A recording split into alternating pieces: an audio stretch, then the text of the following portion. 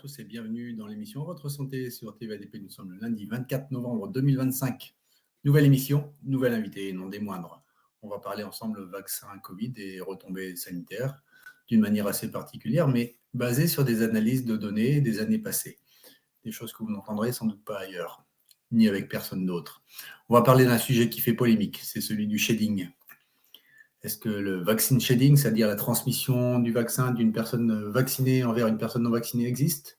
Ou est-ce que c'est une lubie de bien complotiste et anti-vax? Y a-t-il vraiment une contamination de personne à personne? Pourquoi des enfants de parents vaccinés tombent malades? Qu'en est-il de la fécondité des femmes vaccinées? Pourquoi certains non vaccinés redoutent le contact avec des vaccinés? Est-ce que les données des pays étrangers, notamment en Israël, nous informent? Alors on parle vaccin Covid, et vous avez bien entendu, j'ai dit vaccin, j'ai pas dit injection. Bon, que les choses soient claires, on est bien d'accord avec nous, c'est une saloperie. Vous appelez ça comme vous voulez. Le terme courant est parmi nos hommes politiques, députés, sénateurs qui justement viennent de faire voter l'obligation vaccinale pour la grippe, pour les personnes en EHPAD et les soignants, une certaine catégorie de soignants, ils appellent ça vaccin. On va aussi appeler ça vaccin pour la Covid. Point barre, ça va être une question de facilité d'élocution. Alors, je vais faire tout de suite venir mon invité. Bonjour Hervé. Hervé Seligman. Hervé, bienvenue à toi dans cette émission. On s'était rencontrés déjà pour la première fois. C'était un événement un peu particulier et triste, qui était les obsèques de notre cher et regretté Olivier Soulier en juillet 2023. On ne s'était jamais vu auparavant, on ne s'est jamais revu après, mais on est régulièrement en contact ensemble. Et je vais juste te présenter, si tu voudras, tu complèteras un peu. Tu es docteur en biologie, tu es chercheur biomédical, ancien membre de l'IHU de Marseille, ce qui n'est pas rien, détenteur d'une maîtrise en physiologie végétale, un PhD en micro-évaluation de la morphologie des lézards. Et tu as aussi... Micro-évolution. Merci, microévolution. Tu as un postdoc à l'université de Chicago, l'université d'Oslo, entre autres. Il y a même plus d'une centaine d'articles peer-reviewed, revus par les pairs, dans des revues scientifiques internationales, ce qui n'est pas une petite chose non plus. Donc, on n'a pas affaire au premier venu.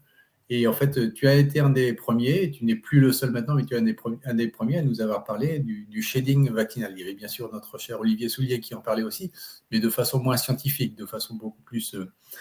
on va dire plus observationnel et médical. Toi, tu t'es basé sur des revues, sur des articles, sur des publications, notamment des autorités sanitaires de certains pays. Alors, non, j'ai fait des observations, mais sur des bases de données réellement statistiques. Olivier, il faisait comme un médecin normal, il observait des cas spécifiques.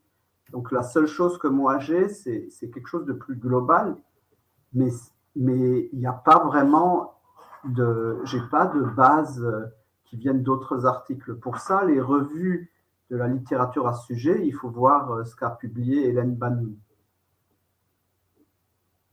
Très bien, je te remercie pour ce sujet. Donc, tu voulais, je souhaitais que nous parlions ensemble du shedding et puis de différents autres éléments que tu as pu percevoir avec tes recherches. Je te laisse la parole. Oui, bon, j'ai pas de données spécifiques au shedding venant d'Israël. C'est des données générales européennes que j'ai pour ça. Et vous allez les voir. Mais un thème qui revient tout le temps, et c'est pour ça le titre que j'ai mis à ma présentation est différent du titre que tu as donné à notre interview, c'est falsification et manipulation de données de santé. C'est ça, je ne sais pas si vous voulez le mettre tout de suite sur l'écran, faire apparaître ma présentation. Voilà. Donc, ce qui va revenir, y compris dans le cadre des résultats que j'ai vus pour le shedding, c'est des falsifications dans le cas du shedding, donc des excrétions associées au vaccin et qui affectent les gens environnant les gens vaccinés, que ces gens soient vaccinés ou non vaccinés, c'est-à-dire que nous, on va voir le phénomène plus facilement sur des gens non vaccinés, mais évidemment, les gens vaccinés, et ça, ça va se suggérer dans les analyses si on a le temps d'y arriver, le shading semble affecter plus les vaccinés que les non-vaccinés. Mais j'ai que des indications là-dessus. Mais il y a un phénomène, quelque chose qui est une excrétion vaccinale, on va dire, venant des gens injectés. Donc, il y a surtout, j'ai trouvé énormément de falsifications dans toutes les analyses que j'ai faites, pas toutes liées au shading.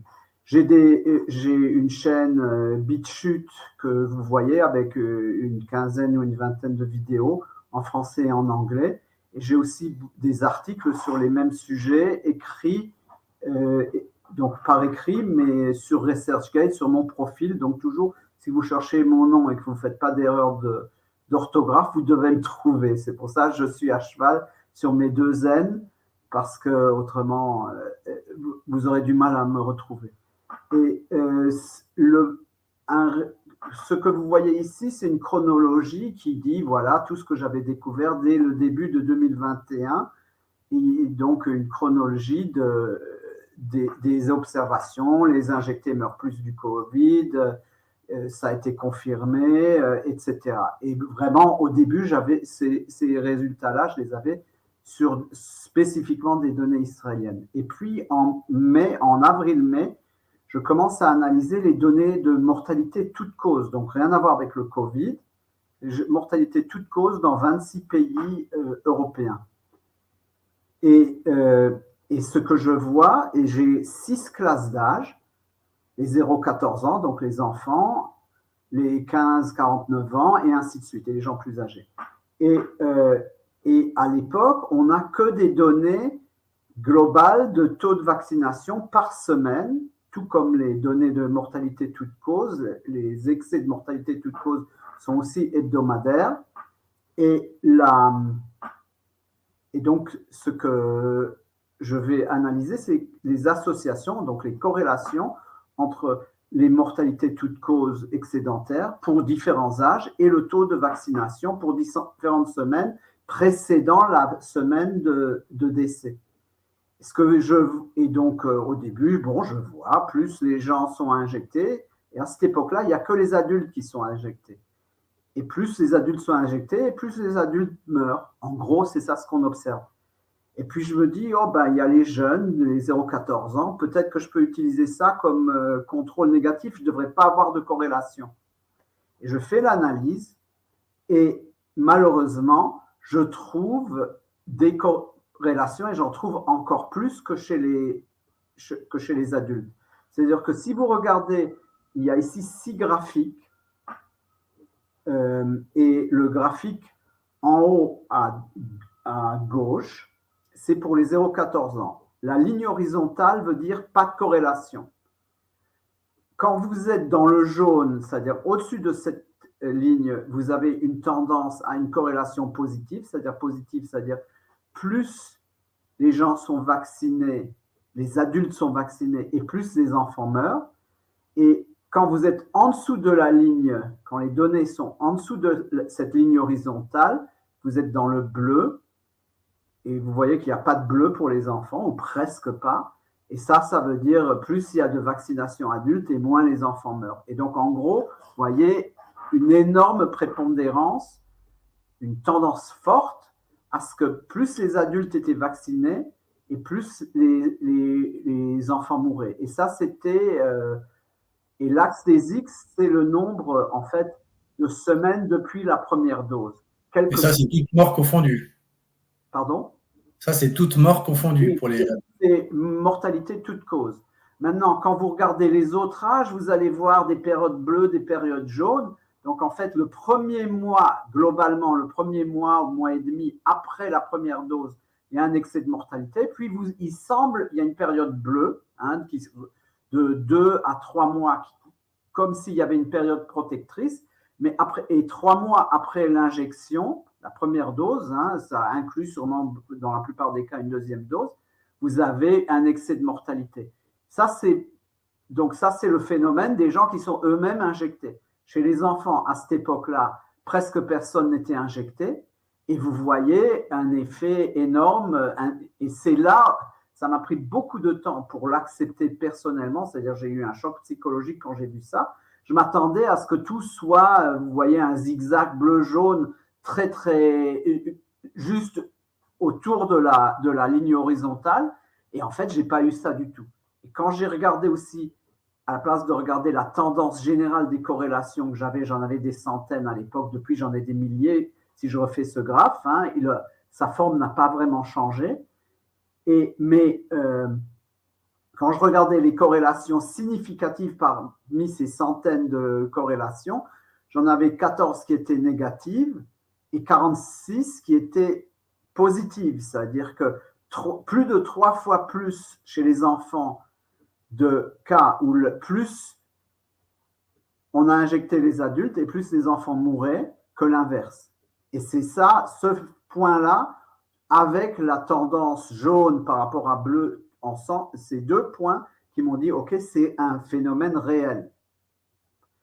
Et donc voilà, c'est là où on en est en 2021.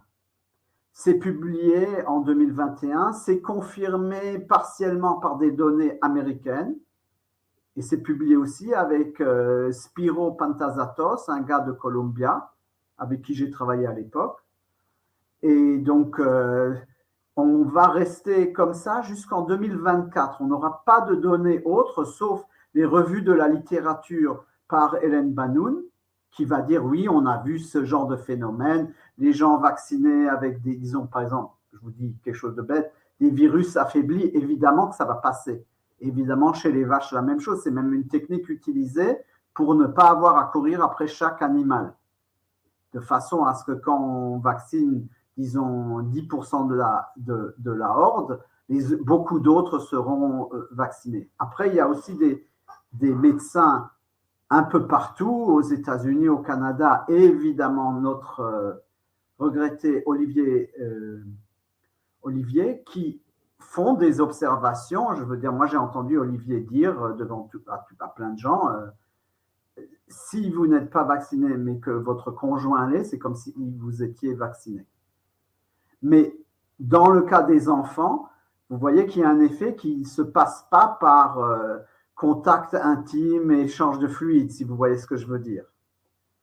Et donc, il y a probablement qu'il y a quelque chose, je ne sais pas quoi, j'ai aucune idée quoi, peut-être la spike, peut-être l'ARN, peut-être autre chose, qui passe peut-être par l'air, etc.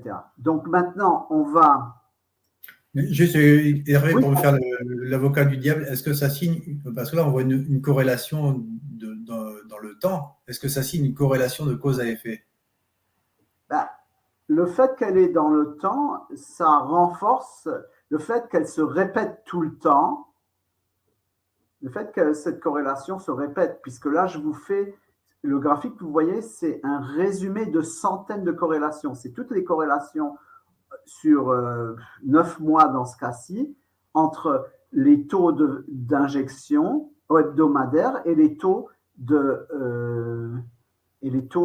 mortalité hebdomadaire. Donc, vous avez environ 36 semaines dans cette période. Et donc, vous avez 36 fois 36 divisé par 2 corrélations.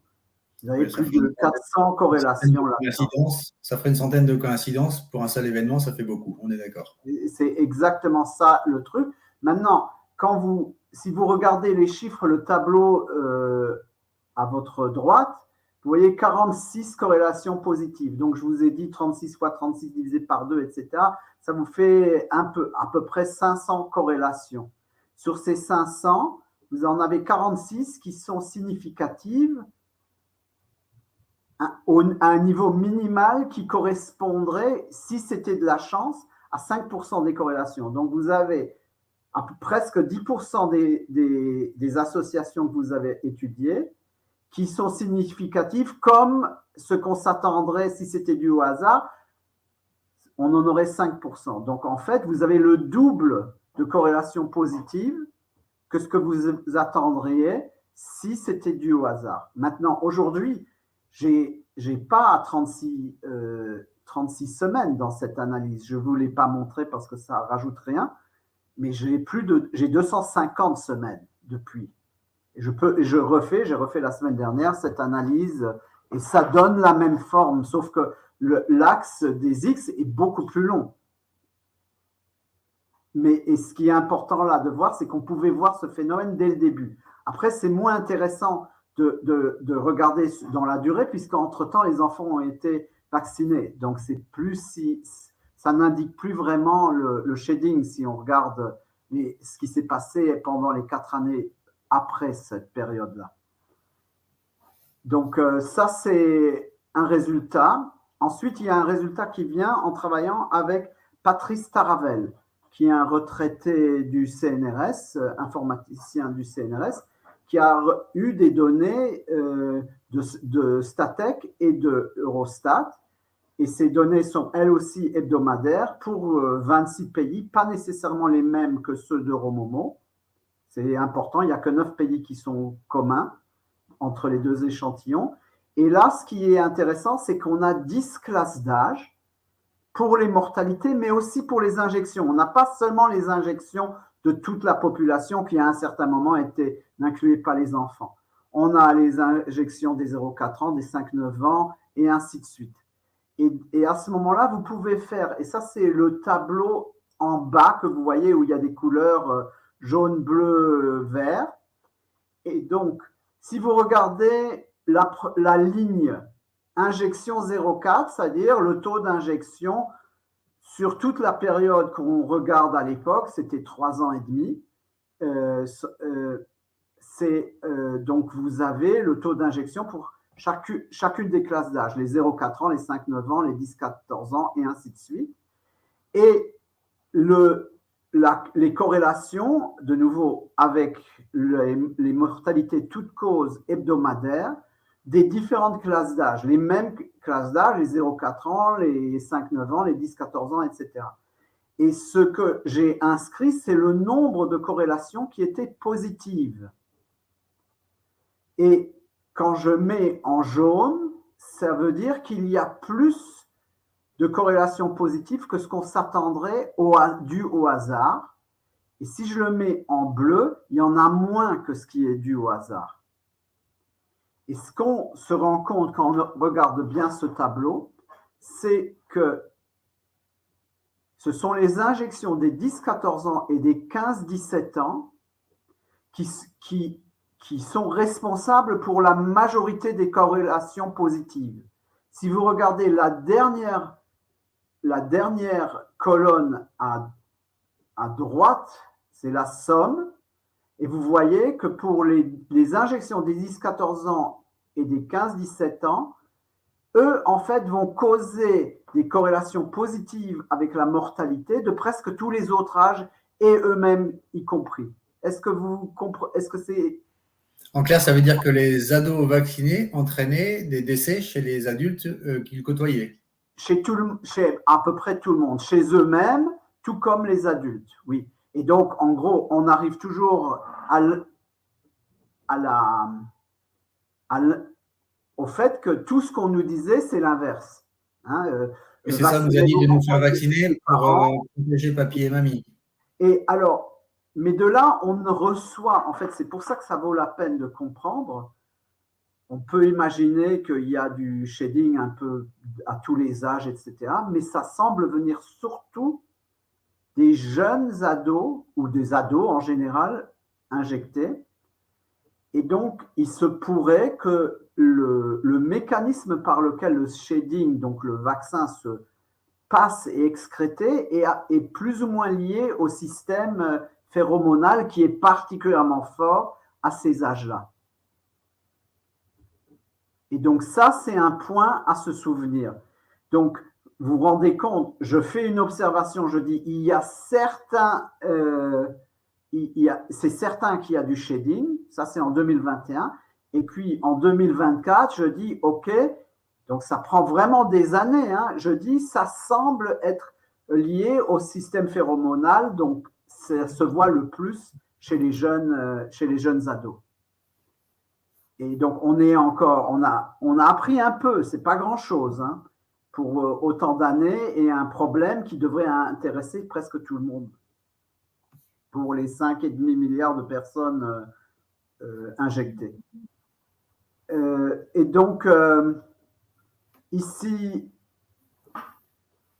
il va se passer la suite, c'est printemps 2025, où j'analyse des données que j'ai découvertes. Donc, je découvre un site qui est à l'université de Washington, l'État, pas la ville, n'est-ce pas? Et donc, la ville où est le labo qui entretient ce site, c'est Seattle. Donc, c'est la côte nord-pacifique des États-Unis, juste en dessous du Canada. Et ça s'appelle Global Health Data Exchange. Et là-dedans, donc c'est un labo qui le met facilement public, c'est-à-dire que vous leur écrivez un email, j'aimerais avoir accès à votre site, et ils vous le donnent en disant, et vous devez évidemment bien dire, c'est pas à des fins commerciales.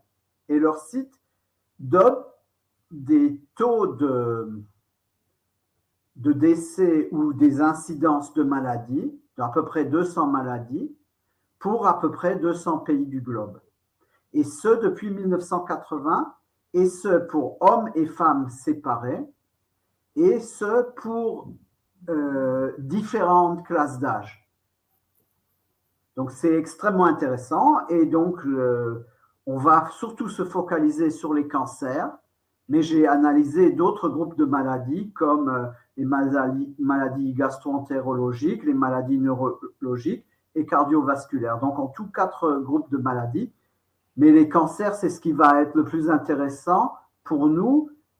Mais je peux déjà vous dire que les résultats, d'un point de vue qualitatif, globalement, les tendances sont les mêmes dans tous les 4 groupes de maladies. Et donc, je vais copier à la main, à partir de leur site, les données annuelles des taux de mortalité pour chacun des 32 cancers qu'ils listent là-dedans, pour 26 pays, pour lesquels j'avais, dans ce que vous avez vu avant, donc j'avais les taux d'injection pour les différentes classes d'âge, vous les voyez ici, et donc je fais ça pour les différents pays pour lesquels j'ai ces données. Et donc c'est toujours des pays européens. Et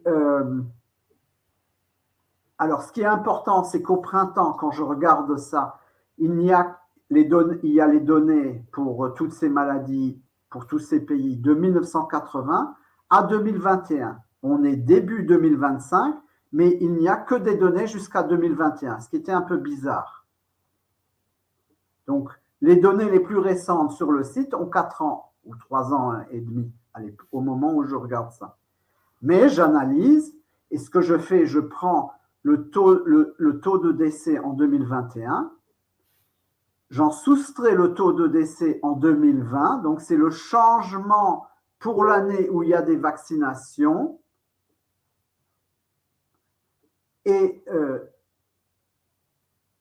donc ce que je reçois, pour vous donner le résultat le plus clair, je pense que là vous le voyez bien, le graphique, j'essaie d'utiliser, voilà.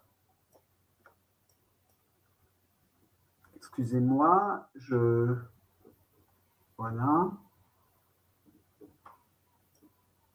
Donc, ce que j'ai ici, ce que j'obtiens, c'est que en axe des Y, l'axe horizontal, c'est le changement en 2021 par rapport à 2020 du taux de mortalité de tous les cancers ensemble, hein, pour les femmes.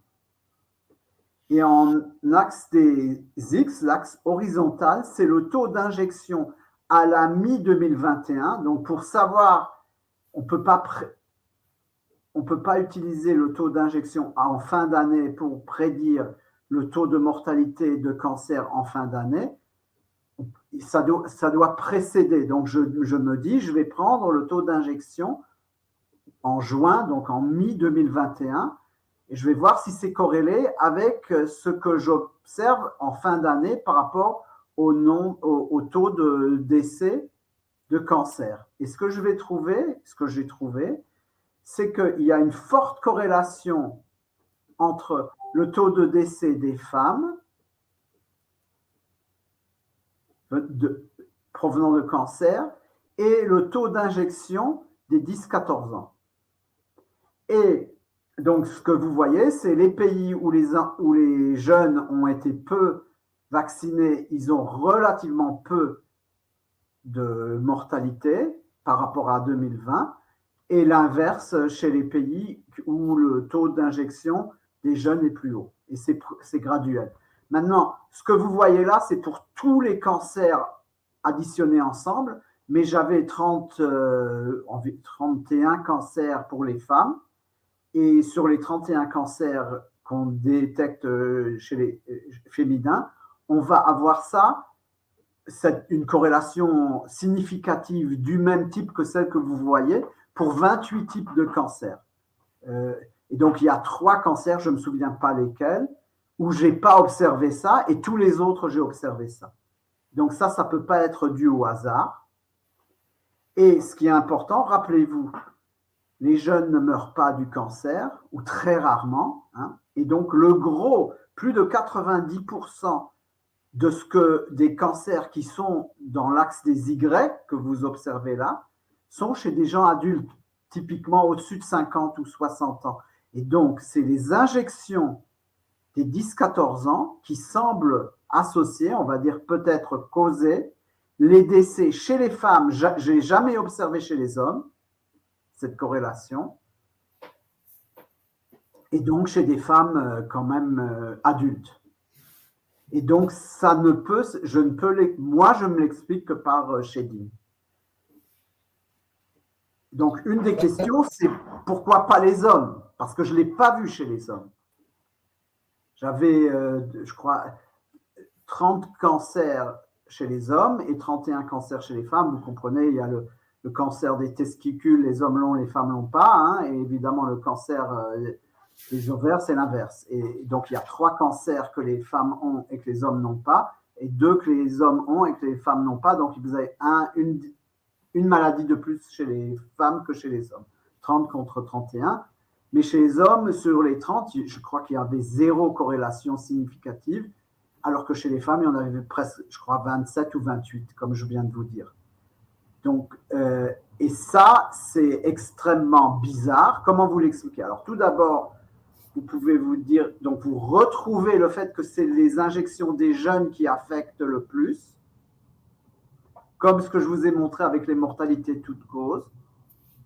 Et là, vous trouvez, c'est apparemment sur les femmes. Donc, si c'est des phéromones, vous savez bien qu'il y a des phéromones qui affectent les hommes, il y a des phéromones qui affectent les femmes. Et il y a des phéromones qui affectent les deux. Eh bien, ça voudrait dire que dans ce cas-ci, c'est des phéromones où les hommes n'auraient pas de récepteurs. C'est ça ce que ça voudrait dire, ce résultat. Ça, c'est peut-être la surinterprétation, mais quand j'observe un phénomène comme ça, je me crée une nouvelle hypothèse de travail qui pourrait être testée avec d'autres données ou d'autres expériences. Et c'est ça ce que j'observe. Et ce que je viens de vous dire, là, tout ce que je viens de vous dire pour les cancers, j'observe la même chose pour les maladies gastro-entérologiques. La majorité des maladies, je vais avoir une corrélation du même type. Plus les jeunes sont injectés dans ce pays à la mi-2021, et plus les femmes, mais pas les hommes, décèdent durant toute l'année, jusqu'à la fin de l'année. Et je retrouve ça pour les maladies cardiovasculaires et les maladies neuro. Donc, vous avez 4 types de maladies complètement différentes où vous retrouvez cet effet qui, globalement, doit correspondre à du shading parce que toutes ces maladies sont très rares chez les enfants. Alors, en résumé, si tu veux bien, Hervé, on injecte des sujets, principalement des sujets jeunes, et on constate dans leur entourage un décès de femmes, d'hommes, sur différentes pathologies, 4 que tu as citées, le cancer, les cancers en général, les pathologies cardiovasculaires, les pathologies neurologiques et les pathologies gastro-intestinales. Alors, c'est vrai, mais je ne l'ai pas vu à ce moment-là. Donc là, On n'a pas ces effets sur les hommes, on les a seulement sur les femmes, oui. Mais ça veut dire ces 4 groupes de maladies, je n'ai pas essayé d'autres groupes de maladies. J'aurais peut-être eu la même chose, mais après un certain temps, j'avais en gros une 60aine de maladies, dont 31 ou 32 cancers, et j'ai arrêté de faire le boulot, disons-le comme ça. Dis-moi, Hervé, ce que tu nous présentes là, tu l'avais publié sur les publications scientifiques? Ben, je l'ai mis dans. J'écris, je fais des rapports de ça et je les mets sur ResearchGate, oui. Et j'ai présenté, j'étais en train de le découvrir, j'ai présenté ça à Vierzon en fin février, début mars, et j'ai fait une vidéo ou 2 là-dessus. Oui. Et alors, comment a réagi la communauté scientifique ou médicale? La communauté scientifique, y compris les gens qui se prétendent de notre côté, ne réagit pas, évidemment. Donc, c'est silence total des deux côtés. Ok, je te laisse continuer.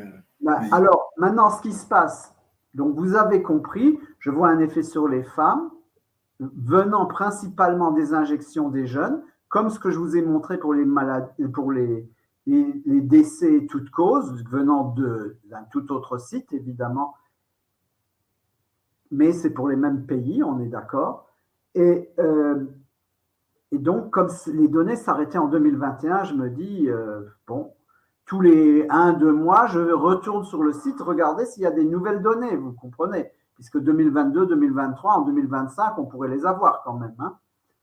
Et il y a 1 mois, 5 semaines, quelque chose comme ça, tout à coup, il y a, par hasard, hein, j'ai vraiment, le fait que j'étais voir ce jour-là, c'était vraiment par hasard, parce que j'avais déjà regardé 1 semaine plus tôt. D'habitude, ça s'espace beaucoup plus, les différentes visites que je fais. Hein. Je vois, il y a les données de 2022 et de 2023. Et alors, je vais dire ça en rigolant, en me moquant de moi-même, j'ai un trait de génie qui est d'abord refaire la même maladie sur 2020-2021. Donc, de recopier, encore une fois, les données de 2020 et de 2021 telles qu'elles sont maintenant en automne 2025 par rapport au printemps 2025. Et parce qu'il y avait quelque chose de louche. Et comme je vous ai dit, j'ai l'habitude, là, depuis 4 ans, à voir des falsifications tout le temps. Et donc, je me dis, est-ce qu'ils ne sont pas allés changer a posteriori les données de 2021 en automne 2025 par rapport au printemps 2025? Et je fais ça. Et donc, la toute première observation que j'ai, c'est que toutes ces corrélations que j'avais, telles que vous la voyez sur ce graphique, hein, ont disparu quand je prends les nouvelles données qui n'auraient jamais dû changer, évidemment, d'automne 2025 et qui devraient être les mêmes que celles que j'avais en printemps 2025. Pour 2020, 2021, les mêmes maladies, les mêmes âges, etc. Et les mêmes pays. Donc là, et donc je reprends le même graphique. Donc les points bleus, c'est les mêmes que ce que vous aviez sur sur le graphique précédent. Et les oranges, c'est ce que j'ai eu en automne, il y a 1 mois. Et il n'y a plus de corrélation. Et ça, c'est pour toutes les maladies où j'avais trouvé un résultat. C'est-à-dire, pour les hommes comme pour les femmes, il n'y a plus de corrélation. Quel que soit l'âge des injections, il n'y a plus de corrélation avec les décès, cancer, gastro-entérologie, cardiovasculaire, etc., des femmes. Il n'y a plus rien. D'accord, ça veut dire que là, on parle bien des injections qui ont eu lieu en 2021 et actuellement, on ne voit plus d'effet sur l'entourage des personnes vaccinées. Non, non, non, non. Ce sont encore toujours les décès de 2021. C'est les données des décès de 2021 telles qu'elles étaient au printemps et qui nous donnaient une corrélation positive que vous voyez ici et que vous voyez aussi en bleu sur ce graphique. Ces données ont été changées de façon à ce que maintenant elles deviennent les données en orange où il n'y a pas de tendance. Et ce sont Donc, c'est exactement la même analyse, les injections de 2021 et les décès excédentaires de 2021, mais tels qu'ils apparaissent sur le site il y a quelques semaines, le même site. D'accord. Donc là, on parle clairement de falsification alors. Ils ont changé et je ne sais pas si c'est réellement. Ça a l'air d'être comme fait exprès, mais je ne suis pas sûr. Alors, il y a quelqu'un qui demande quelque chose là. Ce deuxième tableau, c'est la continuité du premier. Pourquoi on parle des autres pays? Ils sont où les hommes et femmes? Alors, il n'y a que les. Alors, premièrement, il n'y a aucun tableau ici. Il n'y a que des figures, des graphiques. Et les pays, je ne les ai plus marqués la deuxième fois, mais ce sont les mêmes points. Les points bleus sont les mêmes. Ce sont les mêmes données. Et les oranges, c'est les données telles qu'elles ont été changées. Et c'est toujours, je n'ai pas réécrit la même chose parce que ça encombre. Donc, les hommes, il n'y avait pas de corrélation. Mais maintenant, pour les points oranges, pour les femmes, il n'y a non plus de corrélation. Est-ce que Eric... Donc, la question aussi, c'était pourquoi est-ce qu'on parle des autres pays et pas de la France? Ah, ça, c'est encore une... Bon, parce qu'on n'est pas à Cocorico et que si on n'avait que les données de France, on ne pourrait rien faire. On n'aurait qu'un seul point qui, en plus, n'existe pas parce que les données de vaccination des enfants en dessous de 18 ans, pour la France, ne sont pas publiées. Donc, je ne les ai pas. Donc, pourquoi on n'a pas la... Heureusement qu'on n'est pas dépendant de la France, on n'aurait vraiment rien. Si tous les pays faisaient comme la France, on n'aurait rien. Donc, on est forcé de regarder ce qui se passe, de comparer différents pays. La France serait quelque part, je ne sais pas où, sur ce graphique, je ne sais pas où, puisque la France n'a pas publié combien les enfants de 10-14 ans étaient vaccinés à la mi-année 2021. Donc, je ne peux pas la mettre sur ce graphique. C'est clair, vas-y. Mais la France, normalement, si tout va bien, s'il n'y a pas d'anomalie statistique, doit se retrouver quelque part plus ou moins sur la ligne bleue que vous voyez. Et c'est ça le principe de ce genre d'analyse statistique. Et l'Allemagne aussi n'a pas publié ces données, par exemple. C'est un exemple. Donc l'Allemagne, vous ne la retrouvez pas non plus dans cette analyse. Et il y a d'autres pays qui manquent. Beaucoup de pays n'ont pas publié ces données pour les enfants. Alors, Hervé, il y a quelque chose qui m'interpelle quand même. Là, tu dis que c'était les données pour 2021. Donc, on n'a plus rien pour la suite. Ça veut dire que les pays, par la suite, ne publiaient plus du tout leurs données?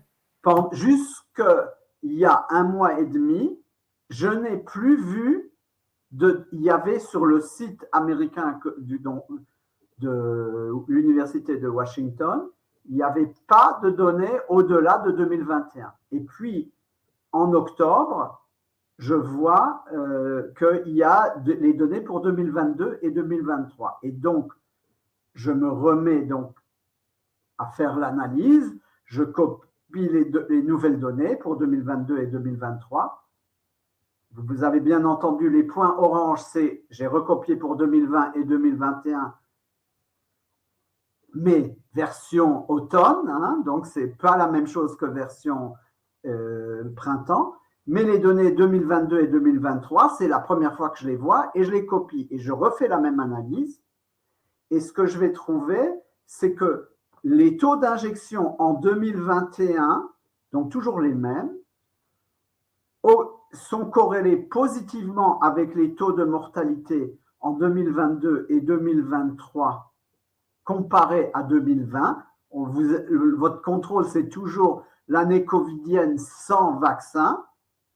On est d'accord. Et vous voyez une tendance générale dans environ 40 à 50% des maladies, donc pas presque toutes les maladies comme j'avais pour 2021, pour à peu près la moitié des maladies, 40% des maladies, j'ai une corrélation positive, mais chez les hommes et chez les femmes. Donc là, il n'y a plus la différence entre sexes. Et deuxième point, la corrélation entre les décès, par exemple des cancers, et les injections de 2021, ce sont les injections des adultes. Donc là, probablement, ce sont les gens injectés adultes, donc les adultes injectés en mi-2021, qui vont décéder du cancer 2 ans plus tard, 1 à 2 ans plus tard. Et donc voilà ce que je peux vous dire à ce moment-là. Donc là, vous n'avez plus un effet shading. Les injections de 2021 ont un effet direct sur les injectés, mais 2 ans plus tard. Par contre, alors il faut faire très attention parce que vous voyez, vous avez plein de dimensions là-dedans. Vous avez le temps en général, vous avez les injections à travers le temps, le sexe, les âges, etc. Est-ce que vous vous rendez compte du nombre de variables que vous avez là-dedans, de facteurs qui rentrent dedans? Donc, c'est très facile de perdre les pédales. Donc, ce que vous voyez aussi, c'est que maintenant, je vais regarder le taux d'injection en 2022 et le taux d'injection mi-2023. Vous comprenez, c'est le même principe que ce que j'ai fait pour 2021. Et là, ce que je vais prendre, et le plus simple, c'est de regarder 2023. En 2023, ce sont toujours les taux d'injection mi-2023 des ados, et là plutôt des 15-17 ans, qui se corrèlent avec les décès des adultes, hommes et femmes, dans à peu près la moitié des maladies de nouveau.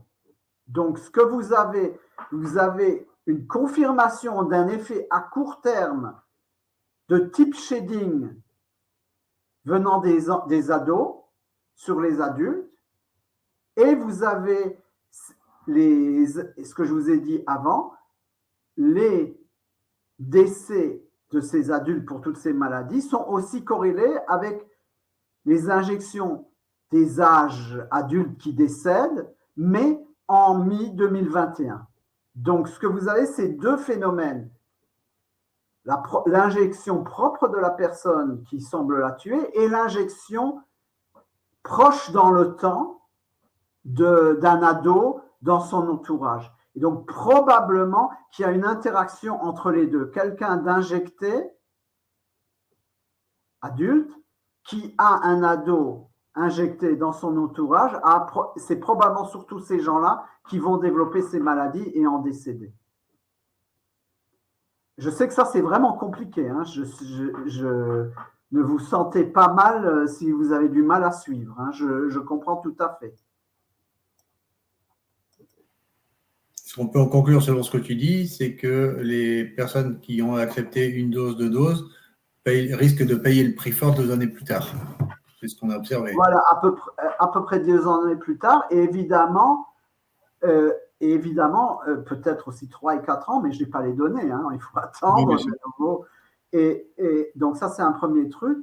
On peut être content que les gens s'injectent moins parce que vous voyez les effets, parce qu'il y a apparemment cet effet synergétique, donc une synergie, une interaction entre l'injection de quelqu'un qui est autour de vous, surtout s'il est jeune, et votre propre dose, si vous l'avez eu.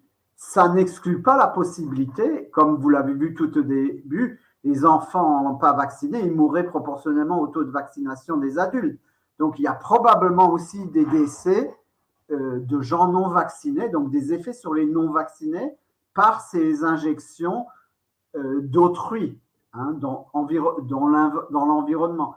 Mais je suis presque sûr qu'il y en a beaucoup moins. Hervé, moi, ce qui m'interpelle beaucoup, c'est la question de l'intentionnalité. Parce que là, on a bien vu en 2021 le forcing sévère, féroce, avec lequel les différents gouvernements un peu partout dans le monde, et particulièrement en France, ont fait l'effet pour pouvoir forcer les gens à faire accepter cette injection, parfois contre bon gré mal gré. Hein. Mais on se pose la question de, finalement, ce genre de choses devait se savoir déjà largement dès le départ. Donc, quelle est l'intentionnalité de tout ça? Est-ce que tu peux répondre à cette question de savoir si c'est, osons dire le mot, un crime contre l'humanité?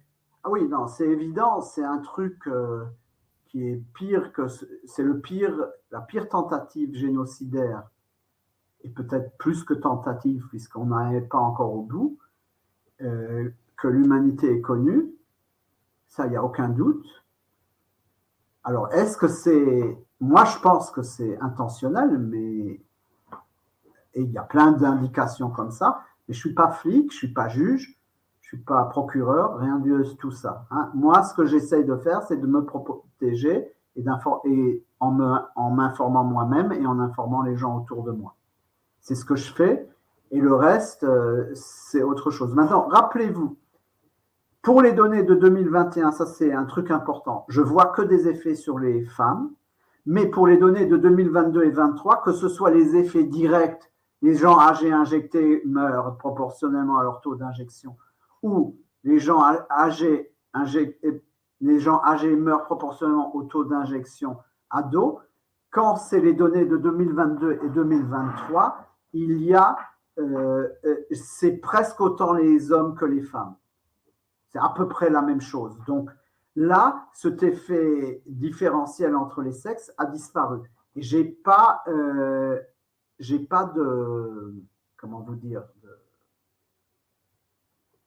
d'explication à ça. Hein. Je ne sais pas pourquoi c'est spécifiquement les hommes ou les femmes. Je n'ai pas la réponse. C'est pour ça que je vous dis, comme c'est sexué, comme ça vient des ados, j'imagine que c'est phéromonal. Il y a des phéromones qui ciblent les femmes plutôt que les hommes. Ça pourrait être l'inverse. Mais évidemment, si je le fais exprès, c'est plus important pour réduire une population de tuer les femmes que de tuer les hommes, c'est évident. Hein, par exemple. Après, il y a d'autres manières de dire. Les femmes ont plus de contact avec les ados, c'est vrai. Mais si c'était ça le phénomène, on n'aurait pas un phénomène en 2021 de tout ou rien. Rien chez les hommes, plein chez les femmes. On aurait quelque chose d'intermédiaire chez les hommes. On n'aurait pas quelque chose d'aussi différent. Et les données sont vraiment complètement différentes chez les hommes.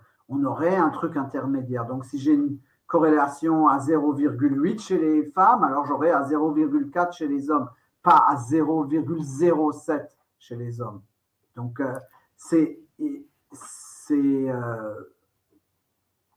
donc encore un point pour vous dire, si vous voulez, c'est les résultats qui eux-mêmes suggèrent que c'est fait exprès. Mais voilà. Alors, j'ai une autre question oui, bien sûr. de manière aussi, puisque tu parlais beaucoup des femmes.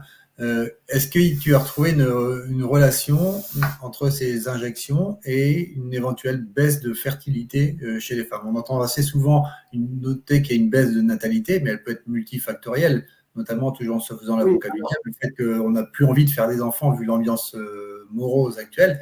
Mais est-ce que sur la fertilité des femmes en elles-mêmes, il y a une action de ces injections? Oui. Alors, j'ai ça en septembre 2021. Donc, si on revient à toute première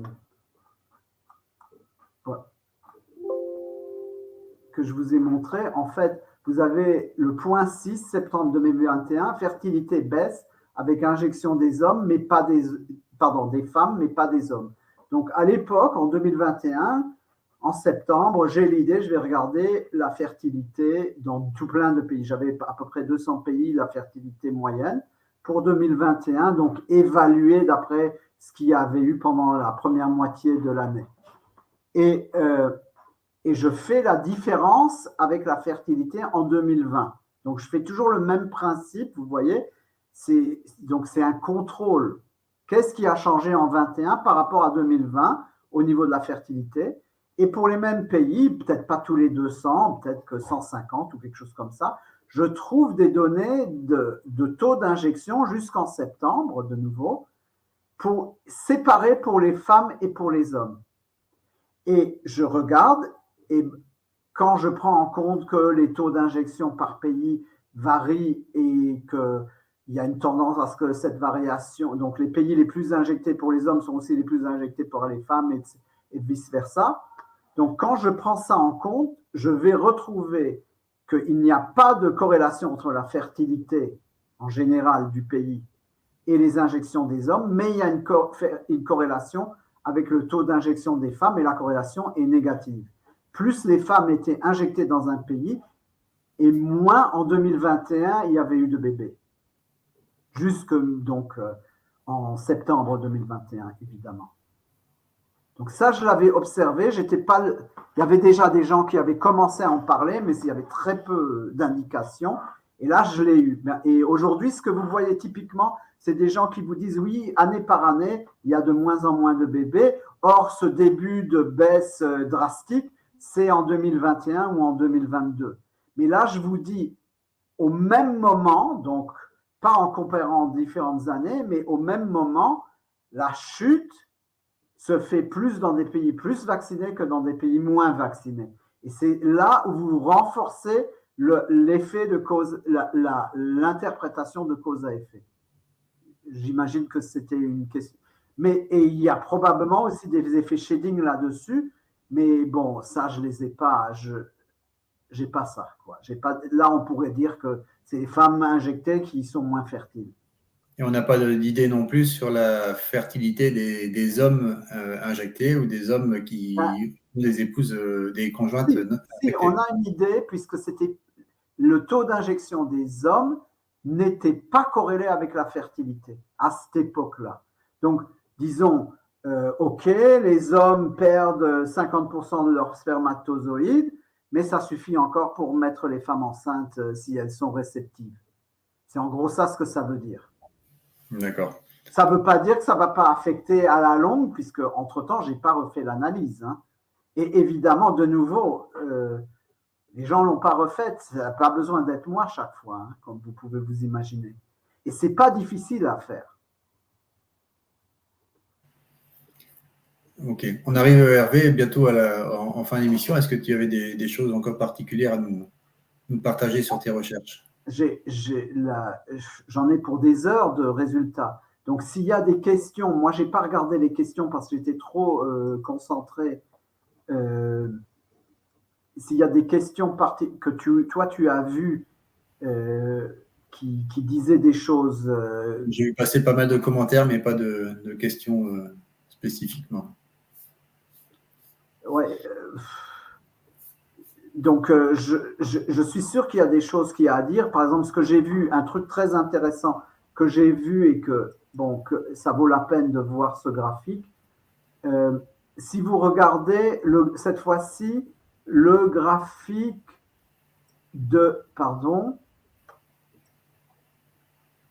qui est donc de droite, et ça, c'est en axe vertical des Y, c'est le taux de décès moyen excédentaire en 2021 par rapport à 2020 pour différents cancers. On reste toujours dans le même principe, mais c'est la moyenne pour tous les pays ensemble.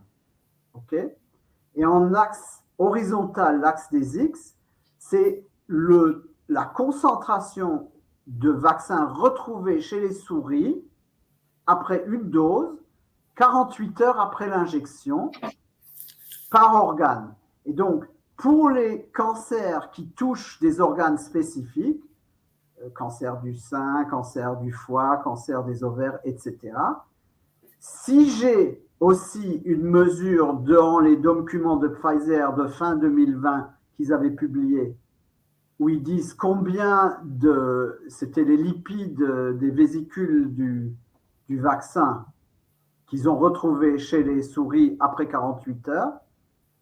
Donc, et je vois qu'en fait, plus un organe va cumuler après 48 heures le vaccin, donc surtout le foie et les ovaires, et plus on a d'augmentation de décès pour les cancers qui touchent cet organe. Et vice-versa, par exemple, l'œil, qu'on ne va pas prendre beaucoup de vaccins, évidemment, et c'est aussi l'un des organes qui va le moins réagir au niveau des cancers et des décès de cancer. Il n'y a pas de shading dans ce phénomène. S'il y en a, on n'en sait rien. Mais on voit ce phénomène et chez les hommes et chez les femmes. Donc les bleus, c'est les hommes, et les oranges, ce sont les femmes. Et vous voyez un peu ce qu'on vous disait avant, l'augmentation du taux de décès de cancer par rapport à 2020 est beaucoup plus forte chez les femmes que chez les hommes. En tous les cas, tel que ça apparaissait dans les données de printemps 2021, parce que quand je refais la même analyse avec les données d'automne 2025 pour 2021, vous avez compris ce que je vous dis là, ces corrélations ont disparu évidemment aussi. J'ai l'impression en t'entendant qu'on n'est quand même pas sorti Ah non, on n'est absolument pas sorti d'aucune auberge. Non, non, bien sûr, ne vous faites pas d'illusions là. Je veux dire, c'est horrible. De toute façon, les attaques en procès de gens comme Michel Procureur, juste maintenant, etc. en France, le fait que Rainer Fulmich est toujours en prison, etc. Vous voyez, c'est pas fini. Et la preuve, c'est qu'ils ont, je ne sais pas quand, entre le printemps 2025 et l'automne 2025, ils ont changé ces données. Je ne sais pas pourquoi, ça pourrait être un hasard, hein, mais ça est bizarre que toutes sortes de corrélations que j'avais ont toutes disparu.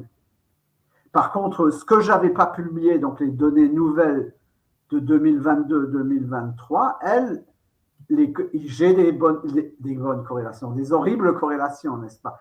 Il y a quand même un phénomène important, c'est que les injections de 2021 qui affectaient, dans le sens shading, les décès en 2021, n'affectent presque plus les décès en 2023. Donc, les jeunes, c'est-à-dire que la dose qu'un jeune a reçue en 2021, ça ne cause presque plus ou probablement plus de shading 2 ans plus tard. Mais évidemment, la dose qu'un jeune a reçue en 2023, elle cause du shading. C'est ça ce que mes données ont montré. D'accord. Il y a eu quelques questions qui sont passées, notamment une qui demandait si c'était les mêmes injections qu'auparavant. Ça, je pense qu'on n'est pas vraiment en mesure d'y répondre. Alors, on sait qu'ils ont, je crois qu'à partir de la 3e ou 4e injection, ils ont un peu changé des choses. Ils ont baissé la concentration des vésicules de mRNA, etc. Donc, je crois ça a changé. Hein. Ça a changé, mais bon, je ne suis pas sûr que ça changerait tellement. Il y avait une autre question aussi concernant l'explosion des accidents vasculaires cérébraux. Oui, on en a parlé tout à l'heure avec les pathologies cardiovasculaires. Oui, alors là, je vous ai pas, si vous voulez, j'ai publié sur ResearchGate les résultats du printemps et pour 2021, hein, donc du printemps 2025, mais de 2021. Et donc, ce qui se passe, c'est que là, je les ai publiés, j'ai des listes de maladies et les degrés de corrélation. Et pour certaines maladies, j'ai montré le graphique, mais j'ai pas, si vous voulez, je ne l'ai pas montré pour toutes les maladies, mais les données sont aussi là. Donc, j'avais les données telles qu'elles étaient en début d'année, elles sont littéralement publiées. Et donc, ce qui se passe, c'est que donc, tu reviens sur ta question, j'ai déjà oublié. On dit qu'on avait une augmentation des AVC. Oui, alors évidemment, les AVC sont dans la liste. Et probablement que, et comme je viens de dire, probablement que c'était parmi les corrélations significatives. Hervé, je peux te dire que j'ai eu le témoignage de manipulatrice radio dans un hôpital du Grand Est et qui me disait clairement qu'elle se vidait un peu leur sac en disant qu'ils voyaient de plus en plus d'AVC chez des sujets jeunes depuis ces injections. Elle qui voyait beaucoup de scanners et d'IRM, elle était quand même très, très inquiète. Et alors, là aussi, c'est pour ça que c'est plus facile de travailler sur les cancers parce que même s'il y en a plus aussi chez les jeunes, c'est quand même surtout chez les gens de 50 et 60 ans, donc chez nous et plus âgés. Et donc c'est plus de travail si je dois distinguer tout ça. Je vois des gens qui parlent de maladie de Charcot, oui, il y en a plus. Ça, j'ai fait pour Anne-Marie Yim, j'avais regardé dans VERS en utilisant le VERS corrigé tel qu'il est publié par Albert Benavides, un Américain. Et là, on avait aussi une augmentation de maladies de Charcot depuis 2021. C'est aussi un des phénomènes qu'on a vus. Mais comme c'est une maladie qui est tellement rare, elle n'était pas listée sur parmi les données qu'ils ont à l'université de Washington. Je pense que vous comprenez. Donc, j'ai une catégorie qui s'appelle maladies neuro diverses. Et c'est tout ensemble. Donc, probablement que les Charcot sont là-dedans, mais ils ne peuvent pas être très nombreux. Donc, en fait, vous allez trouver donc Alzheimer, Parkinson là-dedans. Vous n'allez pas trouver des maladies où vous en avez 1 sur 1 million, 1 sur 100 000, etc. C'est des maladies plus fréquentes que vous avez dans les catégories publiées. Et pour ce qui est... oui, vous avez... une question, Hervé, concernant, maintenant, on dit fin 2025, toute cette folie semble, comment dire, prendre un petit peu plus de recul parce que il y a de moins en moins de personnes qui vont faire leurs injections. On a l'impression qu'il peut y avoir une sorte de lessivage du corps qui permet de se débarrasser de ces produits. Une petite note d'optimisme, qu'est-ce qu'il faut faire là maintenant? En dehors d'arrêter de se faire injecter tout et n'importe quoi, qu'est-ce qu'on va pouvoir faire? Essayer de détoxifier, continuer à ne pas coucher avec tout le monde.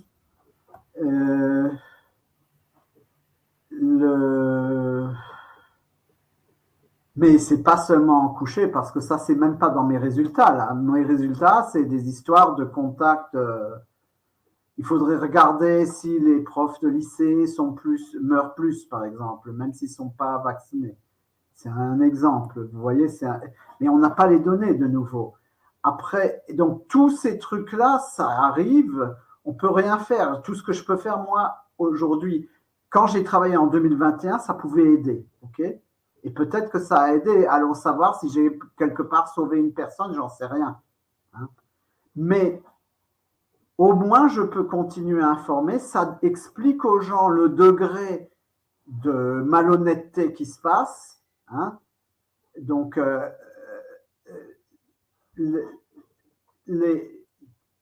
ces phénomènes, évidemment,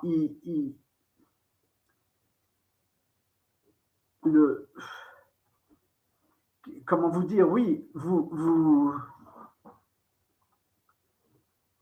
devez témoigner. Donc, mon travail, c'est de témoigner. La preuve, ce que j'ai témoigné en début de cette année, maintenant, je peux l'utiliser pour dire, regardez, ils ont falsifié entre-temps. C'est un exemple. Mais les gens avertis qui étaient prêts à écouter, probablement que tout le monde l'a entendu déjà depuis longtemps. Les autres, je ne sais pas, mais au moins, on a inscrit quelque chose. Hein? Et puis, quand même pour nous, qui se prétendent avertis, hein, le degré de malhonnêteté, de changer a posteriori des données comme ça, c'est étonnant. Hein? Et puis, peut-être que ce n'est même pas de la malhonnêteté, peut-être qu'ils changent tout le temps leurs données, allez savoir. On ne peut même pas savoir. Hein? Parce que au printemps, j'avais aussi copié les données pour 2017, 2018 et 2019 pour voir si la comparaison avec 2021, ça marchait mieux si on prenait les années encore avant le Covid. Et je n'avais pas rien trouvé de spécial là-dedans. J'avais vu un effet, mais moins bon que si on comparait à 2020, ce qui était à peu près logique. Mais ces données-là aussi ont été changées alors que je ne les avais pas publiées. Vous comprenez l'idée?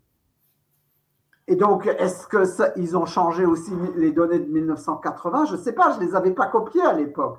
Je ne pouvais pas tout copier. Comprenez le truc? Et il faudrait qu'il y ait quelqu'un qui fasse comme Albert Benavides, que j'ai déjà cité. Je crois qu'il est en Californie, ce gars. Ou dans le Washington, je ne sais plus, sur la côte pacifique en tous les cas. Et lui, depuis des années et des années, il prend les données du VERS et toutes les semaines, il les download et il les compare avec la version de la semaine dernière. Et de cette façon-là, il répertorie tous les changements. C'est un travail énorme. Alors, il a tout un truc informatique qui l'aide, hein, donc autrement, il ne pourrait pas faire ça. Et puis lui, c'était un professionnel des assurances maladie. Ah, et le site de Washington, évidemment, il fait ça pour les assurances maladie, publiques ou privées. Hein, c'est pour ça que c'est. Mais comme quelqu'un comme moi peut avoir accès aux données, donc vous pouvez être presque sûr que comment dire que c'est beaucoup d'argent public. Donc il faudrait que j'arrive, et c'est extrêmement difficile pour moi, à faire passer ça. Il faudrait le faire passer à Robert Kennedy, mais je ne sais pas si ça va aider. Hein. Et puis. On va en rester là pour aujourd'hui. Hervé, juste pour conclure, c'est tout de même c'est quand même une situation assez particulière, unique au monde et assez effrayante, hein, on se trouve devant une situation j'allais dire même plus que de génocide, puisque c'est le lieu de la population mondiale entière qui est touchée par ce phénomène, avec une recrudescence de maladies, y compris chez les gens qui sont non vaccinés, au contact de personnes vaccinées, une recrudescence de cancers et de maladies cardiovasculaires, neurologiques, gastro-entérologiques, et j'en passe, sur les personnes qui ont elles-mêmes été vaccinées, même à distance, même à moyen terme. On a parlé de 2 ans, mais c'est probable que chacune de ces personnes a une épée de Damoclès sur la tête.